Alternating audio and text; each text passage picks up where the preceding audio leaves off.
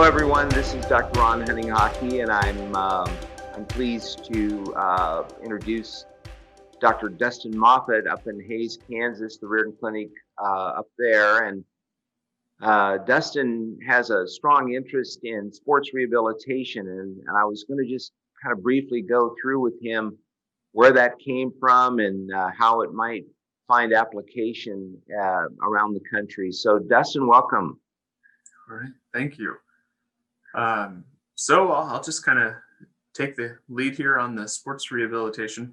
I got started with all of the rehab portion back in medical school. I was observing a doctor that was doing prolotherapy and platelet-rich plasma therapy, and it caught my interest. Could you define those for the audience? I don't know what they may not know what those are. So they are two types of regenerative joint injection therapies. Prolotherapy most of the time is done with a dextrose solution or a sugar solution that's used to stimulate healing. Platelet-rich plasma therapy is where it's derived from your own blood product and then processed down to where we concentrate the platelets, which can be growth factor drivers, and then administer them back in. And both of them do the same thing. It's just platelet-rich plasma, I would say, does it a lot stronger and usually more quickly. So using a very concentrated type therapy of that to administer injections specific where an injury is, it can help speed up recovery, whether it be an acute injury or sometimes even chronic injuries. So what kind of got my interest was seeing the patients go through that while I was in medical school and seeing how quick their recovery was. And then, so I started doing further research and finding out there's actually a lot of evidence behind how it works. There are even some orthopedic surgeons that are jive enough to be using it with their surgeries, and they'll administer platelet-rich plasma around the surgical incision area to help speed up recovery, and the results definitely look promising. So this would be utilized for athletes, student athletes. There's all kinds of athletics going on these days, and if someone sprains an ankle or injures a knee or a shoulder or their back, you're saying that you can take some of their blood, spin it down, and separate out the platelet there, and there's some kind of a growth factor in there that helps speed up the healing process. Yes. So most specifically, when we're after those kind of actions, we're after the matrix metalloproteases, which are a growth factor driver that helps build new cartilage. And cartilage can be a bone coating. It can be the tendons and ligaments that kind of hold the joints together, or the muscle to the joints, and speeds up recovery that way. I've treated quite a few athletes where obviously knee injuries are probably one of the most common. So we see that quite frequently. I've even had a volleyball injury where there was a rib fracture, and some of the costa cartilage, or the cartilage that holds the rib in place, was fractured, and we had to end up repairing some of that. And yet again, that was done with platelet-rich plasma. Shoulder injuries are pretty common, and it doesn't just have to be sports rehabilitation. It can just be life rehabilitation.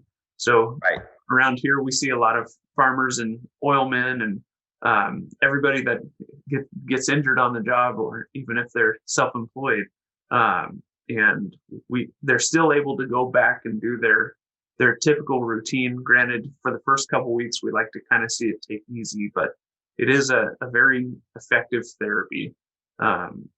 To go back to your original thing of sports rehabilitation and nutrition, nutrition is a very important factor. So usually after I've injected somebody, the two requirements that I really ask for is a basic multivitamin, which to me is like a shotgun approach to help and give all the basic healing nutrients that keeps the metabolism going. Secondly would be a collagen. So we want all the extra amino acids, which amino acids are just building blocks for muscle tissue as well as bone tissue. And then of course the cartilage. Some additional nutrients that could be utilized would be MSM, glucosamine, chondroitin. Vitamin D is important for bone health. Boron or strontium or just trace minerals can be helpful. Vitamin C is a very, very important one for the cross linkages on cartilage. Zinc sometimes can play in, but this is where, like I said, getting more into specifics, I just recommend the multivitamin because it just kind of goes with the baseline approach. So most people are, when they're children or themselves have an injury, sometimes they'll get a cortisone shot or they'll get pain medicine and physical therapy. But what you're saying, Dustin, takes it a whole lot further. You're actually enhancing the body's innate healing response and speeding it up by providing extra nutrients and this platelet-rich plasma as a kind of a stimulus to regeneration of the injured area. Is that correct? Correct. So with the corticosteroids, they are very good at eliminating most pain in a very short time because pain is generally started by inflammation. But healing is started by inflammation as well. So when you stop inflammation, you generally stop healing. And our cells will live and die. That's part of their normal life cycle. And when you stop that inflammation and stop that healing, what happens is we continue to lose tissue in that area, which can then lead to degeneration of the joints. It's usually not done from one corticosteroid shot. Usually I see it in multiple rounds, usually the 3 and above,